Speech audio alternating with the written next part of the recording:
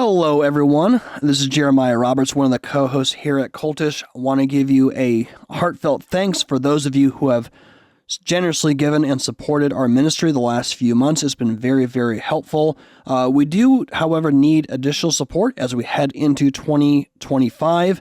Currently, we are operating roughly around 35 to 40% of what we need to operate on a monthly basis. So if you've been blessed by our content that we've been able to release to you, we'd ask that you would prayerfully consider partnering with us and be part of the mission to impact and change lives. Go to thecultistshow.com. There is a donate tab. You can donate one time. You can become a monthly supporter. All that goes directly towards helping us create more content. It'll allow Andrew to support his family as he is also a pastor up in Utah. And it would allow us to continue this important mission to engage the kingdom of the cults. So all that being said, enjoy this next podcast. All right, welcome back, ladies and gentlemen, to Cultish, Entering the Kingdom of the Cults. My name is Jeremiah Roberts, one of the co-hosts here. We have multiple, this is a multi-state, multi-country podcast today. I'm coming to you to en route by way of Georgia. I'm here sort of on vacation, but also doing some side work here and also coming to you via Cultish. As always, I'm joined by Andrew, the super sleuth of the show. And you are in your super secret headquarters back over in Utah, which was not too long ago. I would join you back there again shortly. How are you doing, man? I'm doing better than I deserve. Having a wonderful time out here in Utah County, Utah. Can't tell you where the super secret headquarters is, but soon super secret headquarters 2.0 will be built. I am about 80% finished with the Cultish Apologia Utah studio, and I'm so excited about it. And I'm very excited about this guest that we have with us because I've been looking forward to talk with him for so long. You're always talking about him, Jerry. We have the wonderful Carl Teichrib with us. In his beautiful background, we were talking earlier, he actually built this home with his bare hands. Praise God. Carl, tell us about yourself and where people can find out about you. Yeah, absolutely. Thank you for having me on the podcast, by the way. Looking forward to this conversation. So I've been doing work as a worldview Christian researcher, going back to the 1990s, full-time actually since 1997. And the work that I do kind of intersects in the realm of culture, politics, religion, and even technology to some extent. I was one of the first, or earlier, I wasn't the first, but one of the early Christian researchers on transhumanism. And in terms of the research angle, I kind of cut my teeth by going to events, by doing the boots on the ground research. Yeah, it's one thing to read the academic literature, to read the books, to have interviews with people who are engaged, let's say, in a worldview movement. It's another thing, though, when all of a sudden you're actually face to face as you go to their events, to their conferences, that type of thing. So over the years, I've done lots of that, from United Nations and global governance, World Federalist events on the political side. In fact, in May, I was at a NATO forum in Ohio. And a few months before that, at an academic conference on the future of the United Nations. And then in between all that, I was at a pagan event in the Midwest, U.S. Midwest, at Paganicon. So, it seems disjointed in one sense: religion, politics, global governance, all, and then what the topic we're going to be dealing with today. Yet at the same time, there is a thread, a continuity within the worldview. And that continuity is that man can find his own salvation. Yeah. And then also, so not only that, you've written a book that I've read, and it's, when I say read, I mean, I've skimmed over, and there's a couple places where I've gotten deep. There's other places where I'm like, I need to go back and take a look at that again. Especially the part about skyscrapers. We'll say that for another podcast, but that was super interesting. But also, you've been writing a lot on Substack. I'm new to Substack myself. I'm so new that I literally just signed up for a Substack today to kind of read up on some of your recent experiences. So congratulations, you got a new subscriber. Cool. But yeah, so you've been to a lot of different places, and we've had some discussions about psychedelics, the nature of it. You've done some podcasts with Will Spencer. He's been on the podcast before. But if you just turn back the clock, for me personally, about 5 years ago when Cultish was first starting, we had an interview with another fellow Canadian, Stephen Bancars, and he had this book called Second Coming of the New Age, and he was kind of giving me an overview of the New Age, and he mentions in passing ayahuasca, and I kind of like new to podcasting in general, is brand new, and I'm just kind of smiling and nodding in the back of my head. I'm like, what is that? What's ayahuasca? What's it talking about?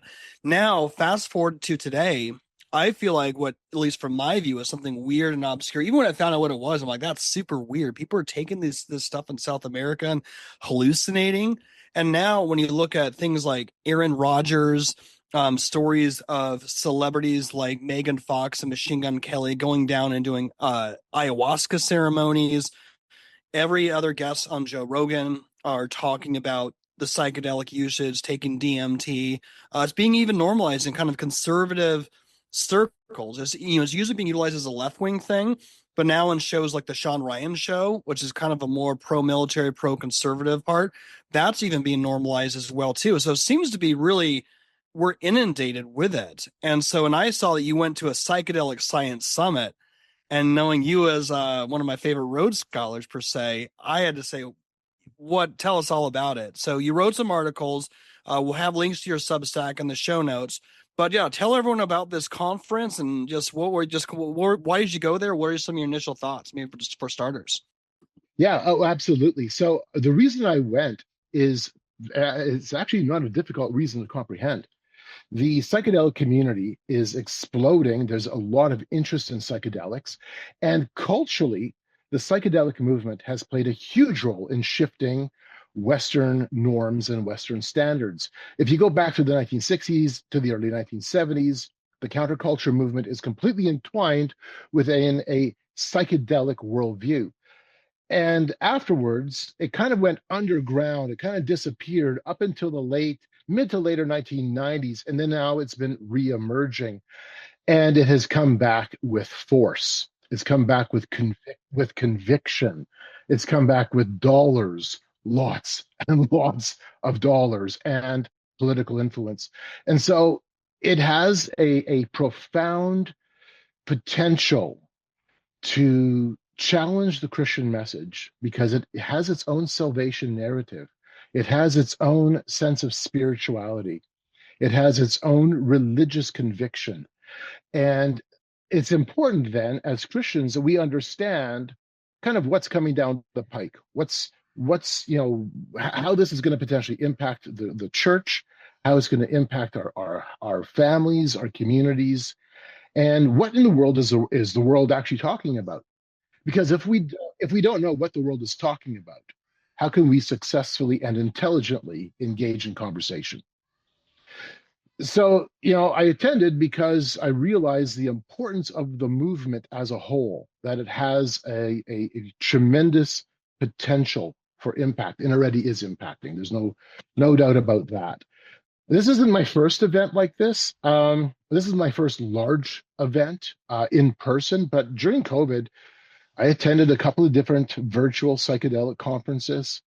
When I go to Burning Man, I am going to workshops specifically on the psychedelic renaissance. That's how it's described. When I was at the Texas Eclipse Festival last year, April, there was a lot of conversation by intellectuals, by luminaries about the importance of psychedelics. There was no hiding it. And so in June, this past June 18th, 19th, and 20th, Psychedelic Science 2025 took place. 8,000 people came together in Denver, downtown Denver at the convention center. This wasn't the first Psychedelic Science conference. The largest one, pardon me, was in 2023 with over 12,000 participants. But still, 8,000 people is a lot of people. And it was a multi-million-dollar event. There's no question about it. And I've talked to people about, hey, I was at the psychedelic conference. I'm there to learn. I'm there to try to understand the movement, as a political, cultural, spiritual movement. And everybody who I've talked to have kind of like, oh, yeah, it'd be really interesting, a bunch of druggies, and, everybody's doing pot. And they've got this caricature of, oh, this is, just a bunch of people smoking dope. Oh, heavens, no, not even close. This is governors. This is congressmen. This is philanthropists and bankers, uh, representatives from the American Psychiatric Association, clinicians. Uh, this is not small stuff. The governor of Colorado opened the event. In fact, he pardoned anybody who was in jail um, for charges related to psychedelics. He pardoned them from the conference. We had the Attorney General of Colorado giving a speech and welcoming us all, and so excited about where Colorado as a state can go to lead the nation. Former Governor Rick Perry was there, and he has been a strong advocate for psychedelics for quite a while already. So again, this is not a bunch of hippies. This is not a bunch of druggies sitting around, kind of emerging out of their parents' basement. Not at all. So let me ask you a question then. Maybe you can help break this down for our listeners. You said psychoscience in a sense, or psychedelic science in a sense. When I'm hearing you talk, what I think about is like the institution of our universities and colleges in the United States of America. Back in the day, theology was the chief of the sciences. The worldview of biblical Christianity permeated throughout all other forms of education, which would include medicine, right? Like the biomedical worldview versus Eastern medicine worldview. But what it sounds to me is like since in this newer modern age that we live in, let's say post 1960s, Christianity swept to the side, and it seems like there's this new worldview now that's taking place as the chief science that goes and breeds itself into everywhere else. Like it's got roots that are tangling into everything. So is that kind of what is happening? Like what's that worldview behind this psychoscience in a sense? Great question, Andrew. And yes, we see a shift, and the institutions are playing a role. In fact, there was a lot of researchers, professors, the department heads for various psychedelic studies coming from different universities who were in attendance. And so there is a movement away, and the movement away from Christianity has been going on for a long time, but there has to be a replacement. There has to be a new spiritual locus, a new spiritual center. And so you're seeing psychedelics play that role. And what's fascinating with this event is while you have neuroscientists, clinicians, you have philanthropists, you have political players on one side, you've got the hard sciences represented, and the politics and the legal side, lots of attorneys, like loads of attorneys. At the same time, at the same event, you had mystics, religious visionaries, artists, media personalities, people who have a sense of activism. This is now literally psychedelics was being framed as an anti-colonial activity. Some really interesting stuff that was taking shape. And what was for myself a real takeaway was while you had the neuroscience, the chemistry being discussed, the issue of psychedelics as therapy, because that's the narrative. The narrative is psychedelics will be a tool to assist in therapy because everybody has trauma. And so the discussion was, we want net zero trauma by 2070. That was the language. Yeah. Well, good luck. Tell me about that, because what's interesting, I read that, I mean, it sounds almost very similar language to those who believe they want to make a green world, which has a lot of connections to like stopping global warming, climate change. There's a lot of connections to the oneness and worldview. That could be a separate podcast with you as well too. But yeah, how that sounds super like almost like a very scientific goal that they're trying to do, zero trauma by 2070. So how does, when I think of psychedelics, right, I'm thinking of, it's inherently spiritual. A lot of people, even, in our conversation we've had with people, when we talk about the spiritual dangers of it as Christians, they still don't understand, or maybe they're kind of pushing back against, no, maybe it's not that harmful, it's not that bad. But usually it's not thought of as far as like being scientific. So maybe like, how did the scientific part go in? Because you're talking about this is a psychedelic science summit.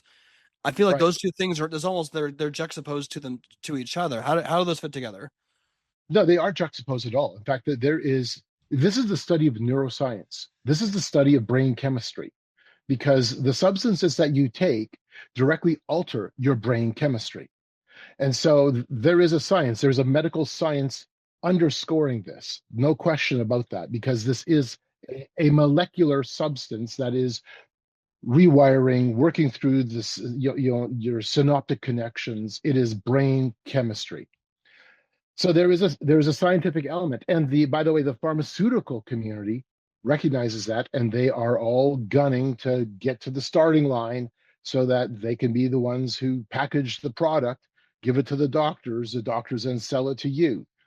So there is this medical component, and there's a lot of research on that side of it. And this is one of those things that the Christian community's got to really wrestle with, because the narrative, the journal studies, the reports have been released, demonstrate over and over again that there is some potential therapeutic benefits for some of these substances. And now we're going to be going, well, hold on, there's problems with this, because there's spiritual problems with this in a big way. But the medical community, they're not so much interested in the spirituality. They're seeing this as, all right, can this be beneficial? And if so, how do we cha-ching? How do we capitalize this this new development? All that said, while the science of it was absolutely enmeshed within the event, because it was about brain chemistry, it was about psychedelic molecular science. So much of the conversation was on psychiatry and medical uses at the same time, and they never divorced this. And this is so important. They never once separated this. This is absolutely intrinsically connected. They recognize that while the science is there, the spirituality is probably even more important. And so the spiritual side, that mystical dimension, was acknowledged constantly. There was always referencing back. There was always these connections back to the religious component, the mystical component, the sense of oneness, because they realized that the therapeutic side, and this was said, I heard it at least once, where the therapeutic side, as important as it may be from a medical point of view, it is a Trojan horse really of sorts to bring in a new form of spirituality, because that's really the heart of it, is a new spiritual worldview. And that spiritual worldview is experiential. You've now had the encounter. There was open conversations of how do we deal with entities, open conversations about the spiritual component of having these guides come through to you, the machine elves, if you're doing, let's say, ayahuasca, DMT, or what type of angelic entities come through to you. In fact, there's been a number of books published that acknowledge that these entities, that this is an entire field of study.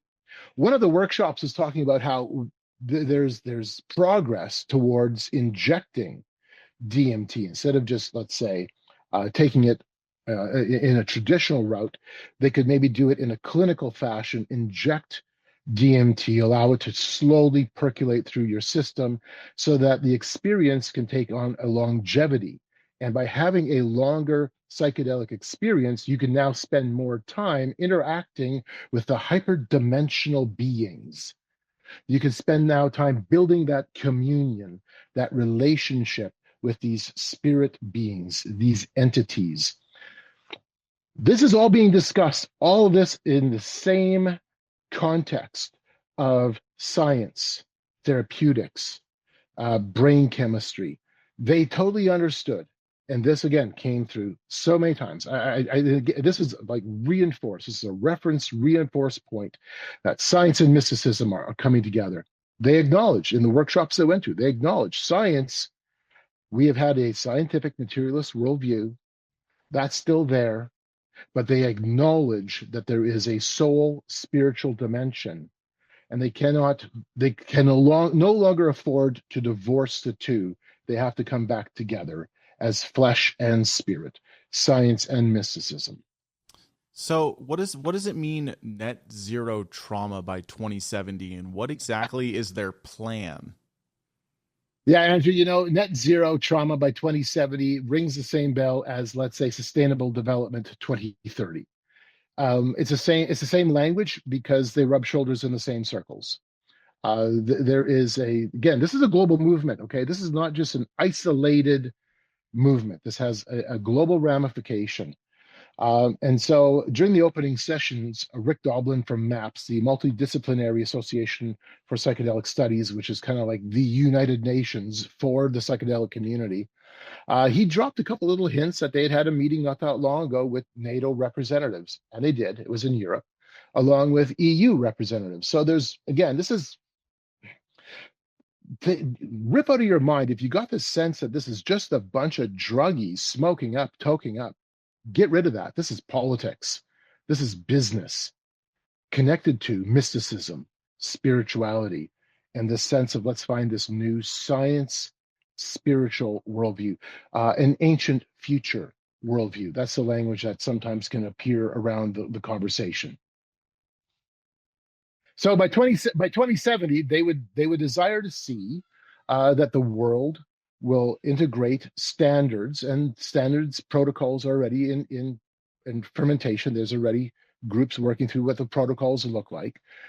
Protocols would be in place to help clinicians engage in psychedelic assisted therapy so that we no longer have to feel the effects of trauma. Maybe by 2070, the whole world can be stoned.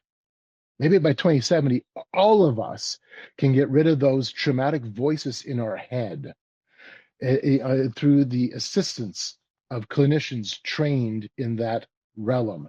What's interesting is they also acknowledge the importance of chaplains also being trained alongside clinicians so that chaplains and clinicians can work together.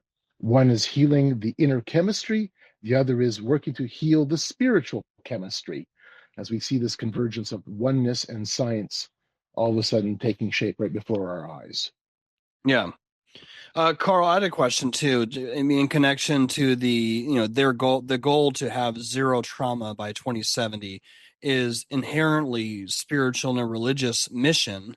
And part of what caught my attention, so we have a link. We're gonna have a link in our show notes to your Substack. In the recent article that you wrote, you have a section where you quoted Newsweek, where it said Newsweek was right when it suggested in 2009 that Americans are becoming more like Hindus and less like traditional Christians. Right above that, you kind of talked a little bit about just the growth of Hinduism, but then you said, I want to just quote this to you. Maybe you could expand upon this in relation to what you experienced at this event. It says, "We are being swept into a vast ocean of Advaita." I think that's how you pronounce it, rejecting the biblical understanding of separation, that God is holy and distinct while embracing the teaching of oneness, wherein humanity experiences the divine within. We are entering the entheogenic. Can you just maybe expand upon that and how it relates to this discussion here? Oh, absolutely. So Advaita philosophy is a Hindu perspective that says that reality is not two. There is no two-ism, no two-ness. There are no points of separation. Everything is essentially one in its essence. God, man, and nature are all essentially the same in their character, in their makeup. There is a mystical thread that connects everything, everyone, including God. So that is the dominant, we would call that a dominant worldview. It really doesn't matter if you're a Hindu or if you are even a secularist who believes that everything is interconnected, everything is one. You've got this sense of Advaita philosophy already written within your worldview script.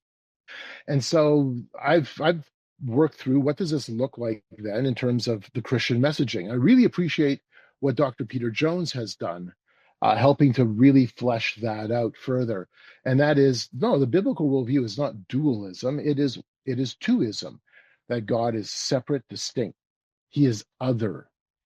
And so this is fundamentally a question of which view of reality do you follow? Do you follow the sense of oneness where everything is interconnected? Which, by the way, kind of ends up leaving things empty. I mean, if oneness is true, what I find so ironic is going to these kinds of events, everybody's talking about a better tomorrow. Net trauma. We want to have trauma, net zero trauma by 2070. Well, that implies a better tomorrow. But if everything is philosophically one, there is no better, there is no tomorrow, you have no hope, there is no distinguishable value systems or morals or ethics that you can fall on. You have no intrinsic worth outside of the worth of your cat or the tree or your cancer. Like, but nobody actually lives like that. Nobody really lives like that. So that is I look at this as kind of an irony within it. I go to these events and they talk always about we want to have a better tomorrow, but it's always about oneness. And I'm going, don't you see, don't you grasp philosophically the problem that you're encountering? But they don't necessarily see it that way. So they're not living out oneness. They're actually living out a system of values. But their spiritual view is that they are intrinsically the same as the divine, however you want to define that. And so the concept of entheogens is, it's just another fancy way of saying psychedelics, but entheogens gives it a more of a sacred sense to it. It was coined in 1979, and it was directly connected to the shamanistic experience. And the concept is that this is now a more of a sacred encounter. There's intention in the taking of these substances, and the intention is to have that spiritual connection, to have that spiritual experience, and realizing the oneness of everything, which then is not much different than that Eastern worldview where all is one, or the pagan worldview, if you take it from the perspective of, let's say, Wicca or the neo-pagan concepts. So, I mean, it's the same thing. It's the same sense of we're looking towards the oneness of all things. Wicca being really a religion of nature, where nature itself is granted divinity, holds divinity inside of itself. So from a Christian point of view, you're looking at all of this and you're going, well, man, like the whole world is against the Bible. The whole world is against the biblical worldview. Well, yeah, it is. And it always has been. And the world hates us because it hated him first, Jesus Christ first. Nevertheless, at the same time, guys, what an awesome opportunity to have conversations. Like, hello. Opportunity is standing in front of us if we would choose not to be afraid of having conversations with people. Right. Yeah, and so that's a great point, Carl. And in fact, you going there, even though I desire to do this podcast, it's unapologetically inherently missional. And so when we're talking about that, we're talking about those who are seeking out for help. They're seeking the transcendence, and I would say that's because we're made in the image of God. We have that longing for the divine. These folks are reaching out in a way that's they're reaching out because they're made in the image of God. They desire that. What I'll be curious too, when it comes to so we mentioned a couple of different political figures, the governor, former Governor Rick Perry of Texas, the governor of Colorado. I mentioned a couple celebrities, but when it comes down to there's a lot of people at this. How many people were at the summit? 8,000. 8,000. So you got probably a broad variety of people from different backgrounds, probably different countries, states, whatnot. When you looked at everyone you interacted, what was the general pulse of the people that were there? What were they like? And what do you think the people who attended, their interest in being there, what does it say about the general consensus of those interested in the current movement of psychedelic usage? Anticipation.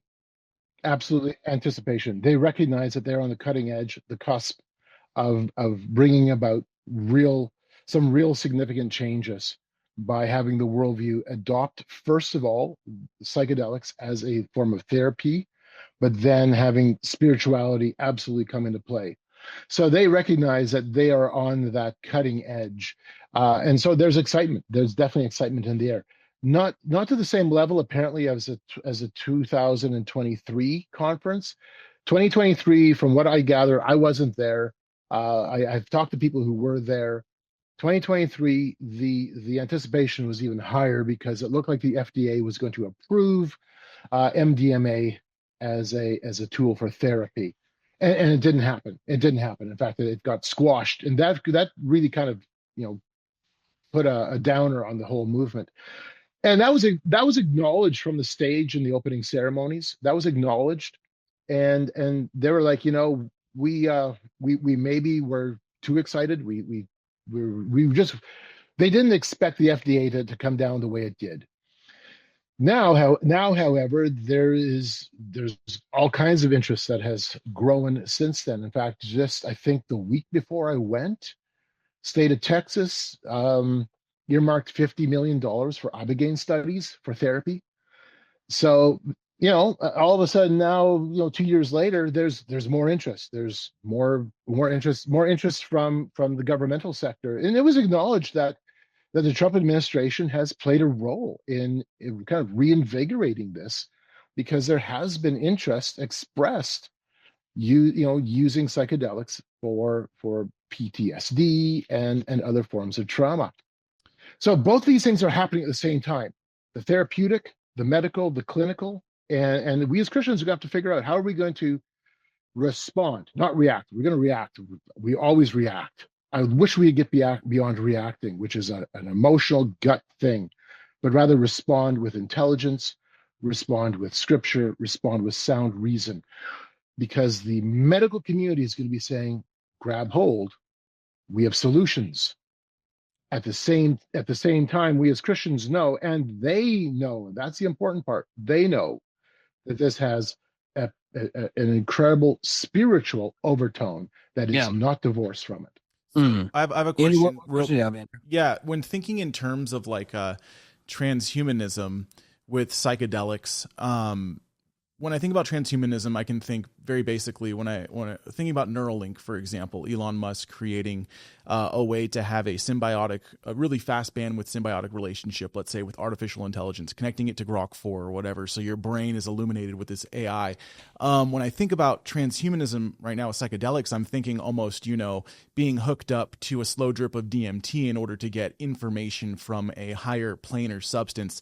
How does transhumanism work within this psychedelic worldview, for example? Oh, Andrew, that's a great question. And I haven't seen much written from the Christian point of view about this interconnection, but it's there. And it's actually in the literature of the psychedelic community. So if you go back to Timothy Leary and his work, in fact, his last book was called Design for Dying, and it was published after his death. He wrote it before he died. He wrote it in anticipation of his death. And then it was published after his death. And in Design for Dying, he makes a strong case that we are entering a psychedelic, transhumanist, digital era when all of this converge, they come together. Terence McKinnon, again, a psychedelic guru, was very keen on a transhumanist viewpoint, that psychedelics would lead the way towards our human evolution.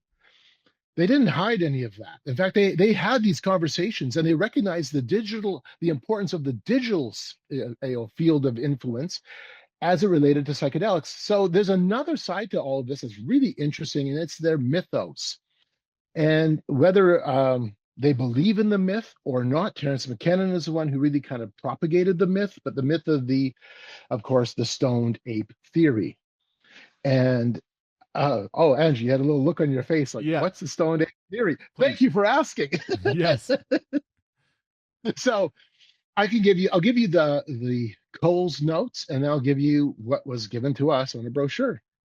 So the stoned ape theory, the Cole notes, is this: that at some point in the distant past, some apes ingested magic mushrooms, had a conscious explosion, a conscious awakening, and poof, we eventually became human beings. So I was given a pamphlet by a ethnogenic church, Magic Mushrooms and DMT, Spiritual Use and Safety Guide. And on the back, they have the Doctrine of Religious Evolution. And by the way, I've been in workshops at Burning Man. I've been in other workshops where this mythos has been acknowledged. And they'll even admit it's probably not true, but it's our narrative. It's our talking point. It's our launching pad. So I'll read it from the back of this little brochure because it explains it better. Around 2.5 million years ago, drastic climate change forced our ancient hominin ancestors out of their forest homes due to widespread fires. Forced to adapt to the unfamiliar grasslands, they worked together to survive and find food. Having lived among trees their whole lives, they relied on their instincts, eating insects and observing what insects consumed. Following a trail of bugs led them to discover magic mushrooms. One curious ape, unsure if the mushrooms were safe, took the first bite while others watched.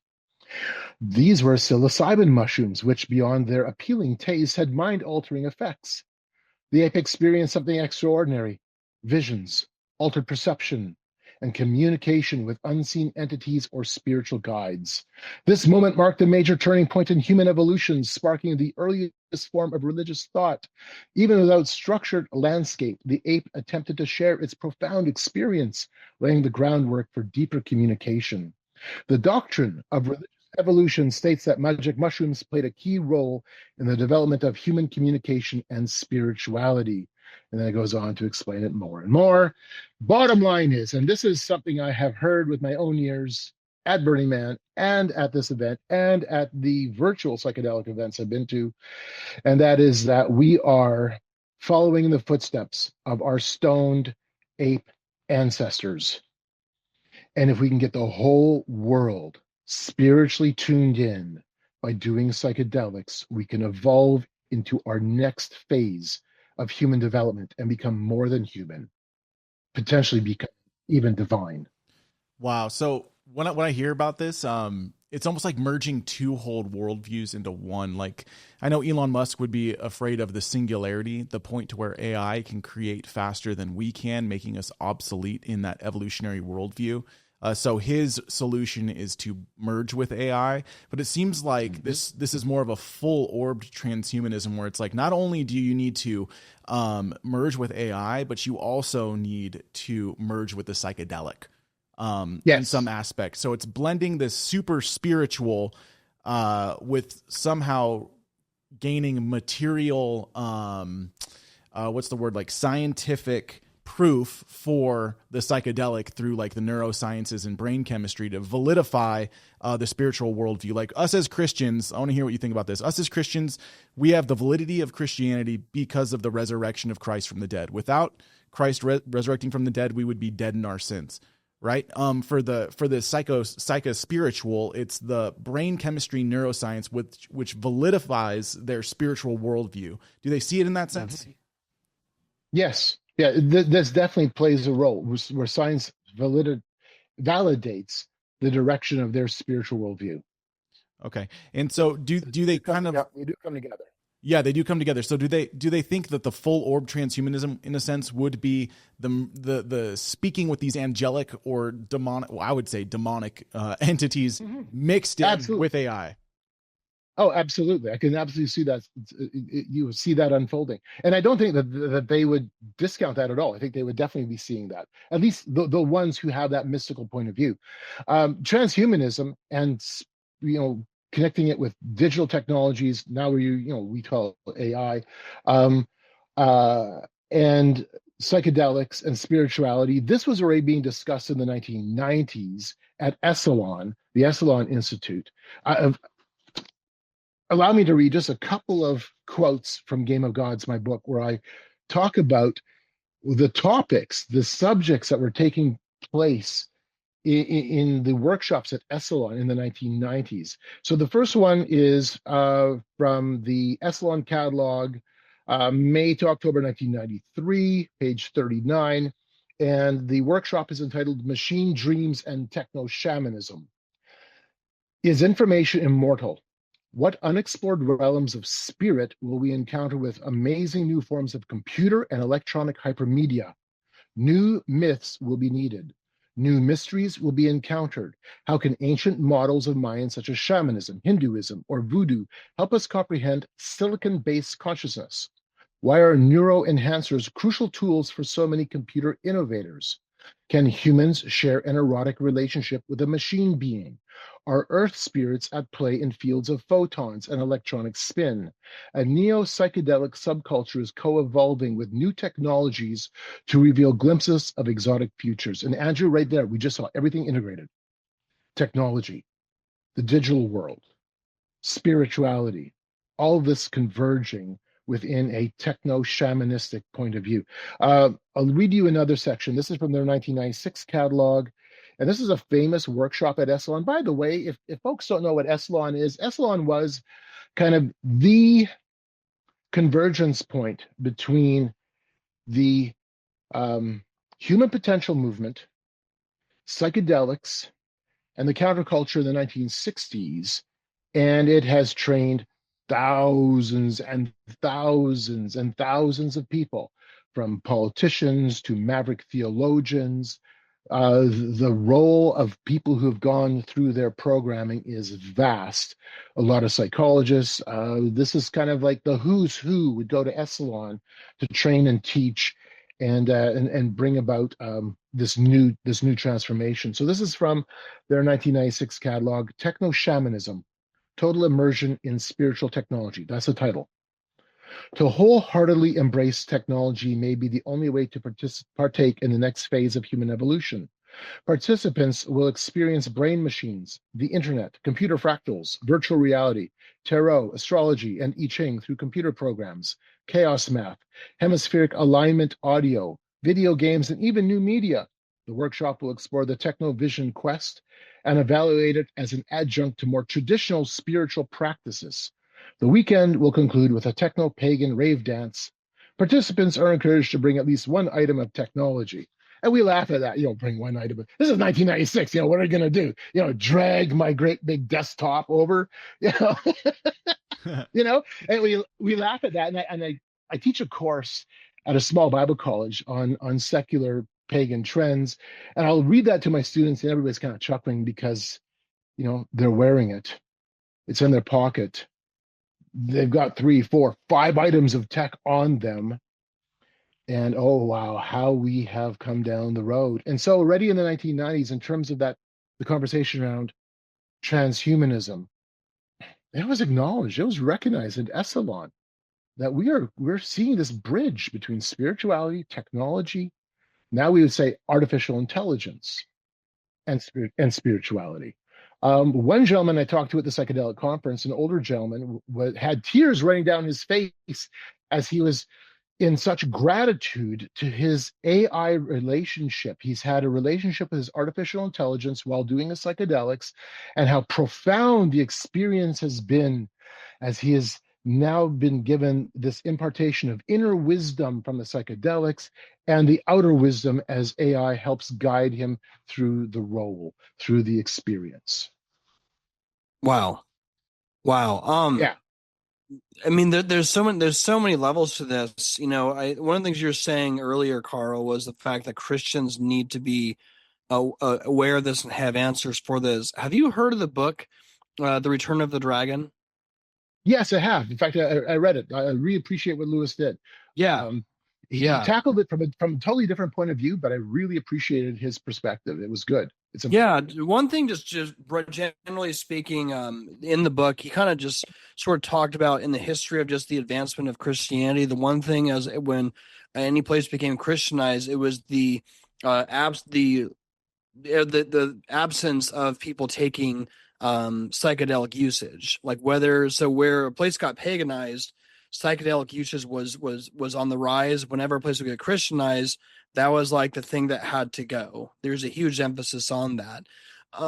What is, like, with a conference like that, like this, what does that kind of say about where we are headed, just in general, as far as like the interest in psychedelics? Re-enchantment. We find ourselves in a situation where culture has been burned out by modernity, and historically, you can make the argument that one of the takeaways of the last century was because the last century was the time when modernity demonstrated itself in the most inhuman ways imaginable.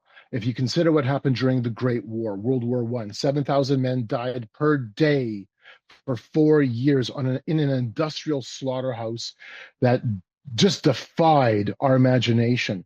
And then just a generation later, you have World War II, and we see now Auschwitz and the atomic bomb, and we've come face to face with the death that modernity brings to the table. By the time the 1960s come along, if you were in your later teens, early 20s in the 1960s, odds are pretty high that your older brother or your younger uncle fought in Korea, that your dad probably fought or had some involvement in World War II, that your grandfather was potentially involved as a soldier in World War I. You've come to this point where modernity has demonstrated itself to strip the human experience of its soul. But there's a rejection still of Christianity. Instead of embracing Christianity as the answer, Christianity had already been rejected. Now modernity is being rejected. So we enter that age of postmodernism, which has an intellectual and artistic side. It's got all of those moving parts, but at its core, the essence of it is all it does is say we distrust authority figures, we just trust authority narratives. We have no answers, but we will remain with the question. Well, that's sucky. I mean, questions with no answers doesn't get you anything. That's a vacuum of meaning. And so at the same time that postmodernism in the 60s is really starting to kind of come into its own, its very replacement was already in motion. And that is the sense of re-enchantment. And psychedelics plays a big part of that. Where do we get our sense of mystery, wonder, purpose from? We're looking for purpose as a civilization. What's our purpose? What's our meaning? And because we've rejected Christianity, even though we don't know what we rejected, that's really the irony of it all. We still rejected it, and we've rejected hardcore materialism. So we have this other thing that's now hanging over us, and that is a sense of re-enchantment. We would call it paganism, but it's deeper than paganism because it's saying, look, have these experiences, have these encounters in whatever the guise may be, Wicca, psychedelics, do yoga until you go into oblivion. Do these things and you can find your purpose again. You can find your sense of meaning. You can center yourself, and the highest point in your reality is that higher self. So then all of a sudden we end up landing in kind of that combination of spirituality and the human potential movement all at once. So that's what I'm seeing. I'm seeing that there is a hunger for meaning, a hunger for purpose. Hello, we as Christians, we're the ones with the answers. The answers go back to a man who demonstrated himself to be the creator, literally the author of life, by resurrecting himself from the dead. How much bigger can that be? Like, hello, that's trump card over everything. And that should give us the sense of motivation and anticipation as we now tell others where meaning and purpose does come from. Andrew, I see you. I see you thinking through and enjoying all that Carl's has to say. What's in your mind? Yeah, if we can go down a rabbit hole real quick, Carl, because you've put a lot. Like the Lord has brought you to where you're at for a very specific reason, right? So using your life experience here, how involved is the government in, let's say, I know you're in Canada, but let's say United States government or modern government in general in actually propagating some of these psychedelic beliefs? Like, just for example, going into the 1960s, even prior to the 1960s, we find the development of the Manchurian candidate, right? We have Russia creating truth serums, United States creating truth serums, testing it on citizens, testing it on their military. We can even argue MDMA or LSD helped by the government to be made in labs. So what I find interesting is this group of individuals that typically want to reject all forms of authority are mostly being used by the authorities in order to create an agenda. So if you can go down the rabbit hole real quick, how much are the governments involved in this, do you think? Oh, well, in terms of the early phase of psychedelics, LSD, specifically LSD, huge role. MK Ultra, the CIA's MK Ultra program played a tremendous role in bringing the psychedelic culture forward, and it makes me wonder to what extent was it intentional or accidental, because there was accidental involvement. So Ken Kesey, famous figure within the psychedelic counterculture world of the 1960s, Ken Kesey was going to Stanford University. Of course, he's the author of One Flew Over the Cuckoo's Nest. And he had a buddy who said, look, for X amount of dollars, I can't remember what the exact figure was. I have it in one of my articles. For X amount of dollars, you can go to the Menlo Veterans Hospital and you can be a guinea pig. And, you're going to be doing psychedelic studies and we're going to do some tests on you. And he's a student. He needs some cash. So he goes. And he finds the experience to be out of this world. It's an incredible trip for him. So Ken Kesey ends up becoming a janitor at the hospital, specifically so he could go in and liberate the psychedelics in the medicine chest and give it out to his buddies on the street. Um, that was a CIA. That was part of MK Ultra, doing these studies at the Menlo Veterans Hospital. Did they anticipate that one of their own test subjects would go so far as to become a janitor in the hospital so we could steal the supplies? But lo and behold, all of a sudden there it is on the West Coast. On the East Coast, it came through a different venue. Of course, that was Timothy Leary and through what happened at Harvard.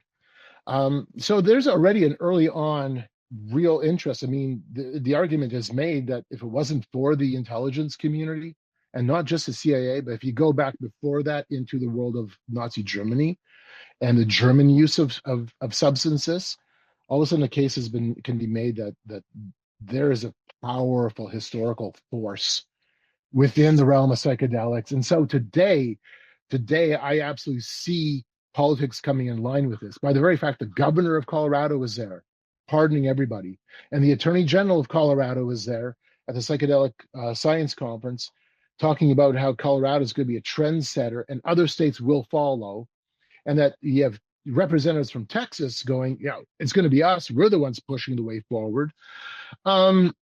It tells you that we already have this merger between politics and psychedelics. In Canada, we're further along. We are further along. And the European Union is looking at it from a little different perspective, but they're looking at it as well. So you are seeing development, this real development of these two sides coming together. It's already happening. And there's a lot of money that's in play, a lot. This is big dollars. Again, get the caricature out of your head of what a psychedelic conference might look like in your mind. Think about it in terms of big business, like absolutely astronomical pharmaceutical big business. Okay, and now, Carl, in terms of books, and since we're on the topic of government involvement, I do just have to ask you, without going down the rabbit trail, you've read the book Chaos by Tom O'Neill? Yes. Yeah, love that book. I know. Where I'm Wild. going with, yes, wild and crazy. So definitely check out the book. Where I'm going with this is that if any of you know, it's about a guy who's an investigative journalist who looked at the Manson case for 20 years. His opinion was that everything we knew about the official story of the Manson trial and the Manson murders that took place in 1969, like there are things that are just, there's so many holes in that story. But what's interesting is that regardless of where you stand in the Manson case, if anyone's listened in who's listened to Chaos, the one thing that's unequivocal, whether you're on more the Jeff Gwynne, the official biography of Manson, or the Tom O'Neill side, is that there is a dark side to LSD and to psychedelics. Within this conference, they're talking about all this different, technology, science, all these things are wonderful. We want to get rid of all trauma by 2070, right? Is there an awareness as far as the dangers of it, as far as dangerous ways you can go down in a wrong way? And I'm curious, like, how you would address that, like how the biblical world you can answer that. Because when you look at a lot of times conversations, like even like on Joe Rogan or Lex Friedman and a lot of these other podcasts where the topic of psilocybin mushroom usage or LSD or in this case DMT, a lot of these will talk about the dark side, the psychedelic usage. Like, how does that play into it? They did definitely acknowledge that the dark side did exist, but again, this is a conference of hope, and so they were they're pushing for something. They're not they're not going to lawmakers and going, hey, don't do this because we might have like 100,000 people on bad trips in a single day and overwhelm our hospital system. Nobody's going to talk like that. Nevertheless, they did acknowledge, there are problems, and there is a darker side to this. And that's why they were really pushing it. It has to have a set of protocols, has to have the right set and setting. It has to have trained clinicians. There has to be an industry behind this. There has to be a politically directed industry. And I've been told repeatedly, now I've never done psychedelics. I'm not experienced. I don't desire to do psychedelics. But I have been told repeatedly that psychedelics is non-addictive. At the same time, I'm like, I don't buy that. And I'm thankful for books like actually Land's book. One of the other only Christian books I know that's tackled psychedelics, and this is done recently. The book is The Thing That Would Make Everything Okay Forever. And she acknowledges that in her search for spirituality, her search for meaning, as she's doing psychedelics, LSD, her life's a, her life's an absolute mess. Her life is getting wrecked, and she has an addiction issue, and she's the only way for her to escape this mess is not by doing more psychedelics. It's by bending your knee to the author of life. We can't get rid of our trauma. I mean, I had a conversation with a guy who was telling me that, hey, MDMA and ketamine help to kind of put the voices of trauma back further in the mind. It just kind of dulled those voices. And yet at the same time, acknowledge that it didn't take away the trauma. It didn't take away the pain. It just offers, in a sense, like a band-aid that I can continue to function.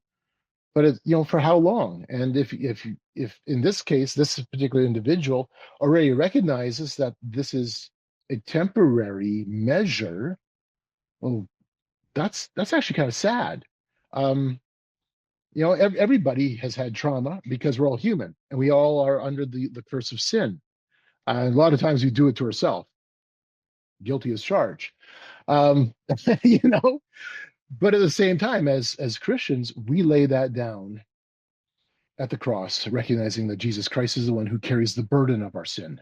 He's the one who offers true healing. He offers first and foremost spiritual healing, and of course we are looking forward to that resurrection itself, that day when we are transhuman. I'm going to use that phrase. I'm going to throw that in there. Human 2.0, but the real human 2.0, the one that Jesus Christ himself sets in motion. And we're looking forward to that day when all trauma will be gone, when every knee will bow, and that there is no pain and no more sorrow. And we're looking for the day when he is king, reigning Yeah. over all. Like, No, that's really, yeah. No, man, I appreciate that. And I think the point that you just made shows that, that they're not just taking psychedelics just for the sake of taking it. There's a means to an end, and that's to be rid of the trauma. And the trauma presupposes that there is a way that things should be. And the fact that Mhm. someone has that means that something at some point happened to you, whether it was like assault or like molestation or just there's a broad variety. Like I've had conversation with people on the street who were even like ex New Agers. A lot of them are very, very sensitive, who have been through all sorts of different traumas. And yeah, it just goes to show that you want to be able to treat these people with compassion and dignity and care for them, but at the same time though, like you got to be able to show them like the source of how they can heal their trauma.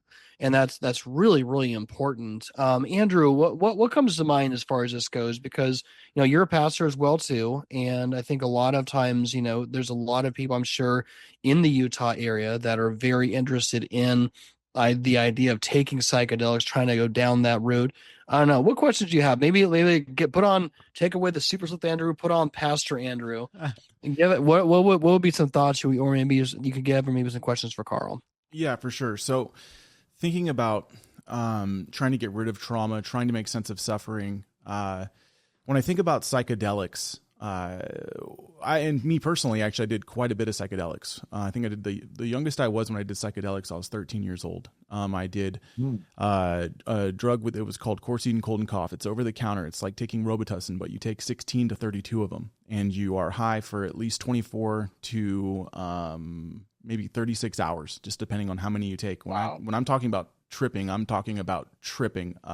It's really intense. And I didn't do it to gain some form of higher level of consciousness, but what I did was try to understand my trauma outside of my salvation in Christ. And so I searched for something else, something to make sense of my life. And I can ultimately tell you that all of it, apart from Christ, is meaningless. Solomon, the most wise person to ever exist, actually second to Christ, said, without God, all things are meaningless. And I would argue the same thing for psychedelics. So what's happening here, if I try to look at it within the pastoral mindset, is that human sacrifice is going to happen in some way or the other.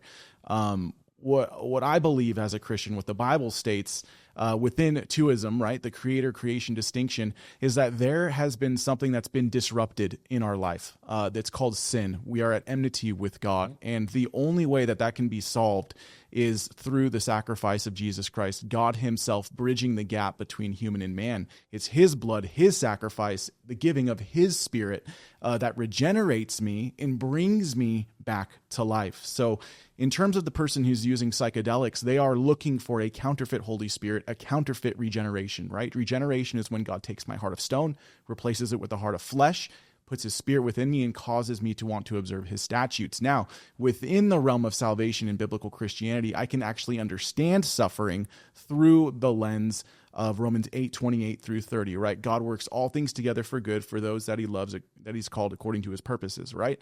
There's nothing that's purposeless. Even the suffering I went through in my past had a purpose. And within my salvation, I know that it was for my good and for God's glory. And I can make sense of that suffering, accept that suffering, and not try to transcend suffering in some self-sacrificial way. So now going back to the psychedelic realm, the individual is looking to sacrifice their body and their own health to have a counterfeit Holy Spirit, a counterfeit regeneration, to get counterfeit knowledge in order to not necessarily make sense of their suffering, but like Carl was saying, push it aside, suppress the truth of what's going on in their lives. And since they're made in the world that God created as creatures, there's no escaping the fact that in order to try to find peace or make sense of this life, you're going to sacrifice something, whether it be your own children in abortion or your own body with psychedelics. You're going to do harm some way in order to bring peace in your life. And through my personal experience, that's what I have found with psychedelics. Like, I think Carl could speak to this a little bit more in terms of looking at the worldview or even like the philosophy behind, let's say, like Eastern religions or Gnosticism. We find that the basic presuppositions are the fact that, yes, all is self or all is God. God is an extension of all things, but also that the material realm in and of itself is evil or wrong. But like what Carl was saying earlier was that oneism, in order for it to exist, twoism has to be true. You can't have oneism without twoism. So when we think of the Gnostic claims of getting higher knowledge through items in this world, what I find funny is that you're using the material, the evil, in order to try to circumvent the material to gain otherworldly knowledge. It doesn't make any sense. Again, it's the oneism relying on twoism to be true. What more do you think about that, Carl?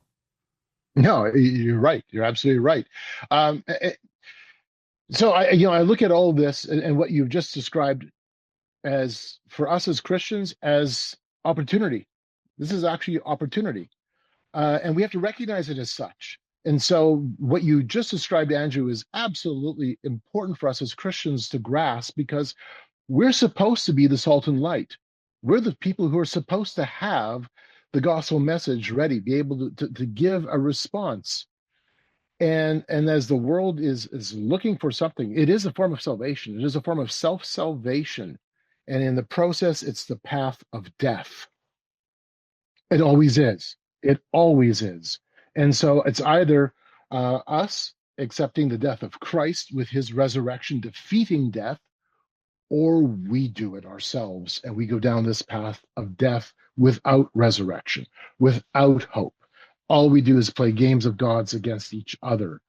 And so, I mean, there's you could look at this from that macro perspective. The world is engaged in this, whether it's going to UN events and you're seeing it as a salvation message. I mean, when they talk about at global governance events that this is going to be the salvation of the earth, or that we're going to engage in an era of peace and prosperity, peace and safety, peace and safety. I hear that so much when I go to events on the global governance side. So it's a macro setting of man. Collectively, we save ourselves, or down to the micro, down to the person, to the individual who's going, I need to find peace and safety. Peace and safety. Where do I find it? Sign me up for some DMT. Sign me up for some psychedelic therapy or something. Let me do it in some practical way. Let me practice it out. Let me experience it. Whereas Christianity is like, no, your practice isn't going to save you. Your actions don't save you. It is the actions of Christ who saves you, not your own works.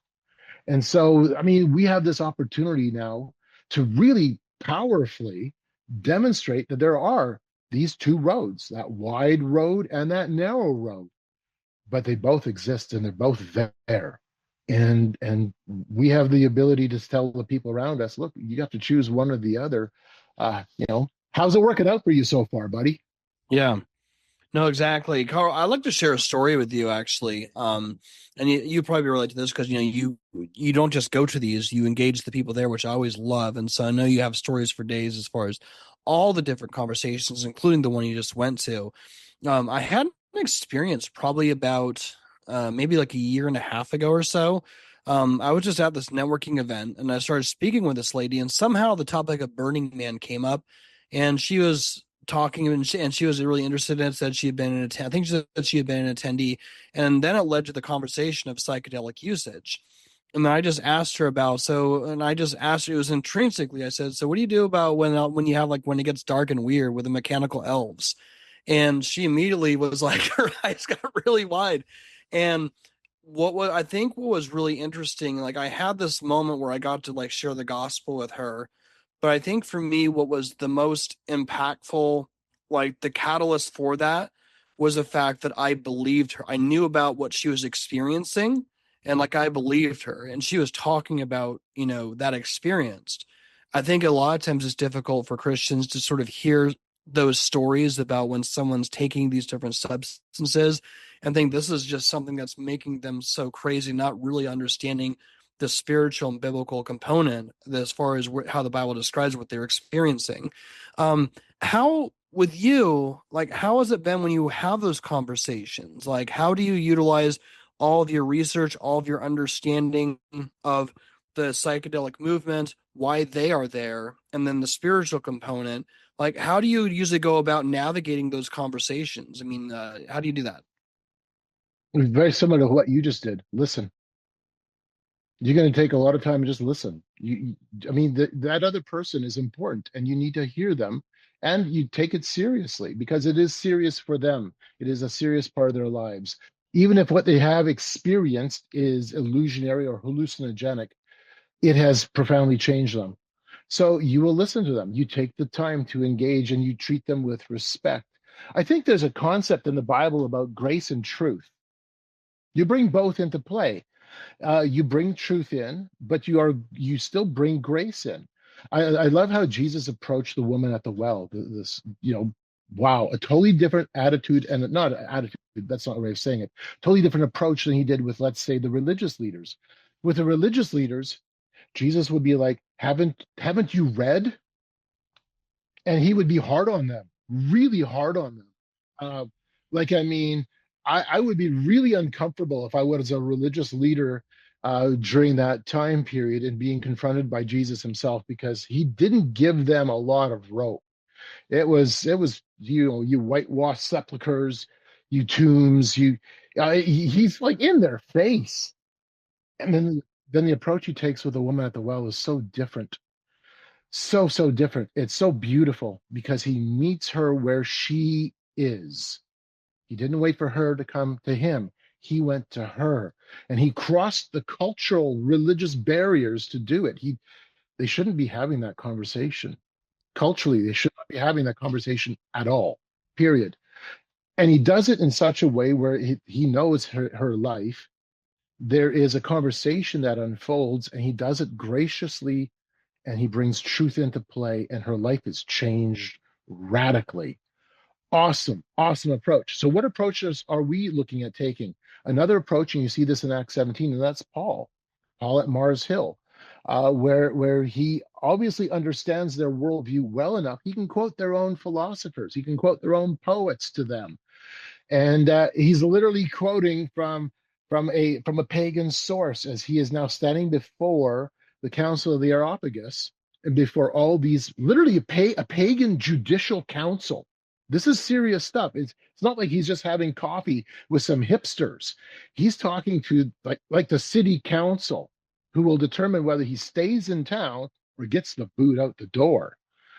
And he has a conversation with them with the backdrop of the temple of Zeus, the temple of Athena. It's all there because it's happening at the Areopagus, which is part of the Acropolis. And so he's surrounded in this hyper intense pagan setting.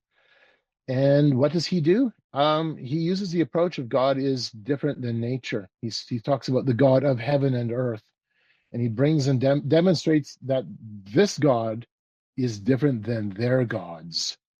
And then he even leverages, of course, the monument to the unknown God. And he leverages that in such a way that he can now launch into the gospel. So we have these three different approaches. When we're dealing with religious leaders, let's say within the church itself, because that's a great example. Sometimes we have to use the approach that Christ used, which is like, guys, wake up, smell the coffee, read your scripture. Don't you know? Come on. Like, why are you doing this? Why are you bringing yoga into the church? Why are you starting to embrace psychedelic spirituality? Why are you engaged in this syncretism? Like, so, and then the other approach is, yeah, you meet the lady in Walmart who you can tell has got tears rolling down her face, and your approach to her isn't going to be yell at her. Your approach to her isn't going to be like a strong that strong tactic that you may have to take in where you see heresy in the church. Rather, you come along with gentleness. You come along with that grace, and then all of a sudden we find ourselves in a culture that is completely enmeshed within a pagan worldview. What's the approach that we have to take? Hello, Paul offers that model for us in Acts 17. So I'm looking at all this, I'm going, use wisdom. Use wisdom. When we're engaging either at Burning Man or at the Parliament of World Religions or in other places, you use wisdom. There's sometimes when our little team, because it's not just myself, there's others, where we've had to, we have to be quite firm. And there's other times where it's like you put your arm around the person and you cry with them. And there's other times you wax on with, an intellectual conversation in a manner that Paul would have done when talking to the city council. So be wise. And in all of this, learn the difference between reacting and responding. We're really good at reacting. We do it on social media all the time. One of the things I have my class do, and I'll shut up with this. Sorry, I'm babbling. One of the things I have my class do is I have a list of 10 different videos they can watch, little short clips off of YouTube that are just over the top, ridiculous. And they all of them have a worldview. All of them have either a secularist or a pagan worldview or something that will grate against Christianity. And I'll tell my class at the beginning of the week, choose one of those 10 videos. Then take the time. You have to watch it that evening, and then you sit down and you write out maybe a paragraph or two paragraphs where you react. You just pour out your guts. Do what you would do on Facebook. You stupid person! I can't believe you said that. How ridiculous! Grab a brain. Which is what we do. We do that really, really well. I'm guilty as charged too. And then at the end of the week, after we have now wrestled with this, we've gone through their own literature, we've wrestled with their ideas. Now write a 2-page response, thought out, used scripture, use sound arguments, use logic, and now respond in a way that demonstrates both grace and truth. Either we react and we push people away, we react and they're going to throw up more barriers, and we have just cemented their view that they want nothing to do with Christianity, or we respond and do so in a manner that brings the light of Christ forward. No, that's really good. Andrew, do you want to add anything to that, or what are your thoughts? Yeah, it's beautiful, man. I love to think about it in the sense of giving the gospel in context. The gospel is applicable to any context. It's the truth. Like if you can think in the way when you're having a conversation with someone and you're actively listening to them, where they're looking for a savior, what they're putting their faith in, and what means they're going to find peace in their lives. If you can think in those terms of when you're speaking with somebody, it makes it much easier to give them the solution to each one of those angles. And it's always Jesus. It's salvation through the gospel. It's a relationship with God through the mediator, the God-man, Jesus Christ. Like, that's the beautiful thing about the gospel is Jesus, he can go and meet anyone in any circumstance, right? And what he says to them is true. The gospel is applicable and true in any circumstance. It just takes listening and loving and speaking the truth in love. Mm-hmm. Oh, yeah. So Carl, I'm gonna just have a little fun here. So I know that you also teach classes. You said you have the whole. Not only do you have the book Game of Gods, which I loved, we'll have that book in the show notes as well too, but you teach a whole class on it, right? Right. Yeah. So you expand upon that. So say we just flip. So imagine just for a second, say I'm the professor, you're the student, right? And I say, my pupil Teichrib, my pupil Teichrib, you've got 2 hours to make a small, like 5-page PDF, just an introductory overview of understanding psychedelics, what they are, the spiritual dangers, but how to utilize those. And it's because we've been talking about Christians have to know how to answer this. And again, we're going into some very, very deep topics. I've done a lot of research. Andrew has, you have. But for someone who's brand new, if you had an assignment, you've got a quick ebook, PDF, introductory overview. What is it? How to do it? What are the spiritual dangers? How do we be missional with that? If you were just to off the fly, what would immediately come to your head and how would you communicate that? Oh, that's an interesting question. First of all, I would have to look at breaking down their perceived view of what psychedelics may be, because we have this, and this has really come forward in the last few weeks as I've come back. As it's obvious that we have within the Christian community a caricature of it or a perspective of it that isn't necessarily what is true. Yeah, of course, there are potheads. There is all that, but what we're talking about is this is professional. This is powerful. So I have to break that down. What is it that we're actually talking about? And then upon describing that, demonstrating that this is a serious topic, that this is not something that can be ignored, then recognizing that the world is chasing the angle of that therapeutic side. The world is offering a answer or a solution to problems. But at the same time, that solution, that answer is completely entwined in a spiritual worldview that still leaves you in bondage. Period. In fact, it will probably tighten the bonds around you. So if I was going to break it down, it'd probably be in those specific areas. What is it? Is it serious? Then what is it answering? What is it claiming to answer? What's its own narrative? And then what is the spiritual ramifications? With that in mind, now we should have a response. And that response should be, yes, we acknowledge the pain. We acknowledge the suffering. That's there. In fact, we should come alongside and do more than acknowledge. If possible, if we're able to be able to actually lend a physical hand, if we can. But we acknowledge the pain and the suffering. We have to. And then be able to point them to a savior that isn't temporary. That salvation isn't found in a pill. It's found in Christ. So those would be the basic components. What is it? Is it a serious subject, or is this, what is this? I'm not saying that potheads aren't a serious subject. That's drug abuse and the crisis of drug use in North America is absolutely there.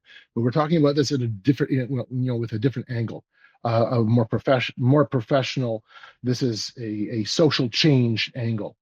And then what is it answering? What is it setting us up for?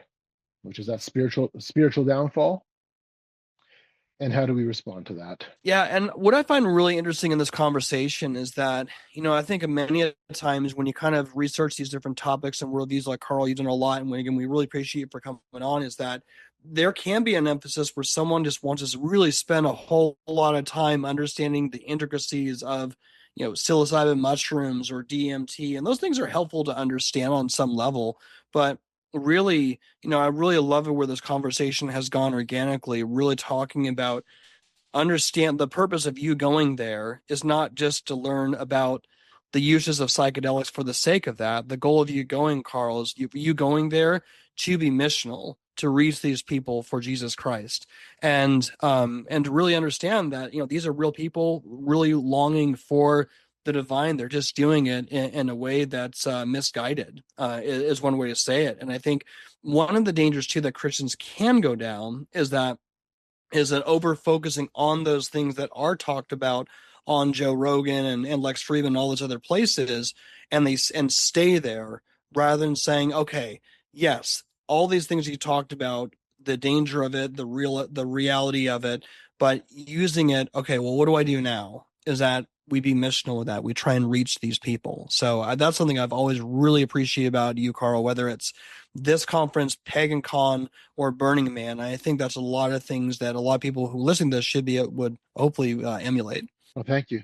There's one other purpose of going to this event, and I'll leave it with you guys with this. At least this is kind of like my final thoughts that way. I went in knowing that there would be at least 3, maybe 4 sessions specifically geared towards Christianity.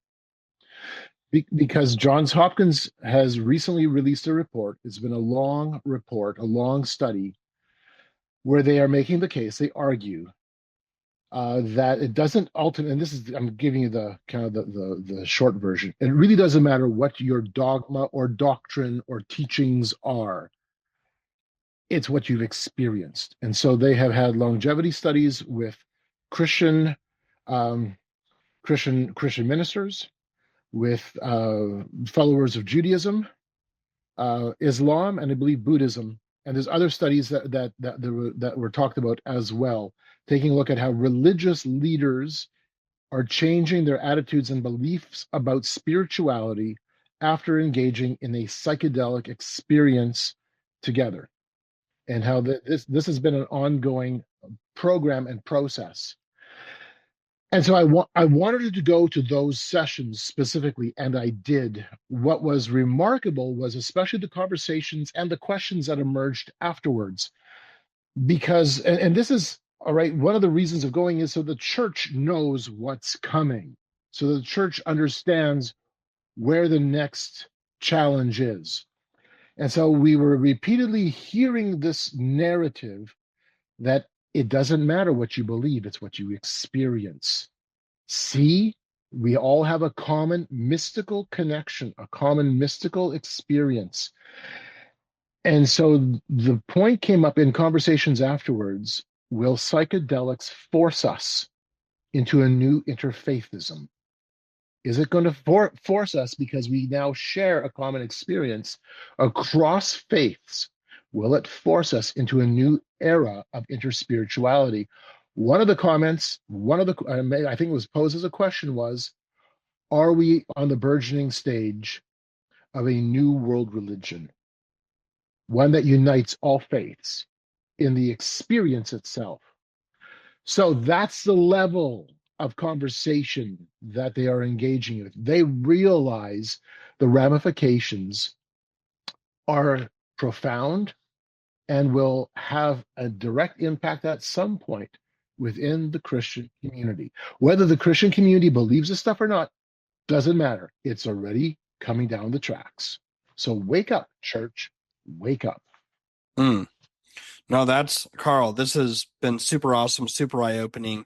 Just remind everyone really, real quickly, if they want to find you, if they want to get your book, Game of Gods, definitely recommend you get that book. But also your Substack. Where can they find you at? Where's your home address? Where can people find you? Yeah, for sure. So you can find Game of Gods on Amazon, of course. If you want to read little excerpts of it, you can go to gameofgods.ca. You can also go to my Substack page. It's called Convergence, Power and Belief, or just simply look up my name and you'll find it. It's both. You can have a free and a paid subscription into it. Years ago, I used to run an online publication called Forcing Change, looking at those forces of change. You can go to forcingchange.org and still grab all of the back issues of the magazine. They're old already, but the context is still absolutely relevant, and it's free. Just sign up and grab the stuff, strip the site completely bare, and use it for your own benefit that way. Awesome. Love it. All right. Well, thank you again for Carl for coming on here. We definitely want to have you on again. Like, as we were talking, I was thinking, like, I lost count of at least at least a couple different topics. I'm like, I got to talk about it. I got to get you back on the podcast for that. We got to do maybe just a commemorative chaos episode where we talk about Tom O'Neill. We'll have to go down that rabbit hole at some point. So definitely been a lot of fun, man. It's always a pleasure talking to you. All right. So if you guys enjoy this episode, definitely let us know what you thought. You can leave a comment here on our YouTube channel, or if you're on the podcast, leave us a review. As always, we are a 100% crowdfunded ministry. So if you feel led to support us, if you go to thecultishtshow.com, you can become a monthly partner with us, as we want to make sure that all these conversations, all the resources we create are available for you 100% free without a paywall. So with all that being said, we'll talk to you all next time on Cultish. Talk to you all soon.